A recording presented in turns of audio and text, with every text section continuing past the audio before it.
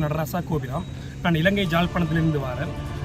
தமிழக அரசின் சிறப்பு திட்டமான, அதாவது மு.க. ஸ்டாலின் அவர்களின் சிறப்பு திட்டமான வேர்களை தேடி என்ற சிறப்பு திட்டத்தின் கீழ் நாங்கள் அதாவது கிட்டத்தட்ட 10 நாடுகளிலிருந்து 38 பேர் வரை இந்தியா தமிழ்நாட்டுக்கு வந்திருந்தோம். இப்போ பார்த்தா நிறைய இடங்கள் பார்த்துருக்கோம். அதாவது கீழடியாக இருக்கட்டும், தஞ்சை பெருங்கோயில், கல்லணை, தாராசுரம், அப்படி நிறைய இடங்கள் பார்த்து கொண்டு வந்திருக்கோம். இப்போ நாங்கள் வீராணம் ஏரியா பார்வையிடுவதற்கு வந்திருக்கோம்.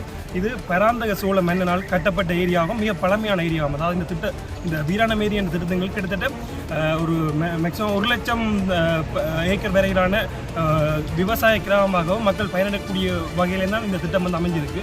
இதை விட இந்த திட்டத்துக்கு எனக்கு பிடித்த ஒரு இடம் என்று பார்த்தோம்னா கீழடி. கற்கொள்ள வந்தோம் சார். எனக்கு பிடிச்சதை ஆரம்பத்துலேருந்து நாங்கள் பார்த்தது ஸ்ரீரங்கம் கோயில், அதுலேருந்து மீனாட்சி அம்மன் கோயில் பார்த்தோம். அடுத்து ராமேஸ்வரம், தனுஷ்கோடி, ராமேஸ்வரம் கோயில். இப்போ கிட்டையில் நான் பார்க்குற தஞ்சாவூரில் தஞ்சை கோயில் பார்த்தோம், பெரிய கோயில். அது எனக்கு பிடிச்சது கோயிலில் என்னென்னா அந்த தூண்கள் ஒரே மார்பிளில் செஞ்ச ஸ்கல்ப்சர் இந்த காலத்தை செய்கிறது பயங்கர கஷ்டம். அந்த கதை நம்ம தமிழ் மக்கள் செஞ்சுருக்கிறத எனக்கு ரொம்ப பெருமையாக இருக்குது.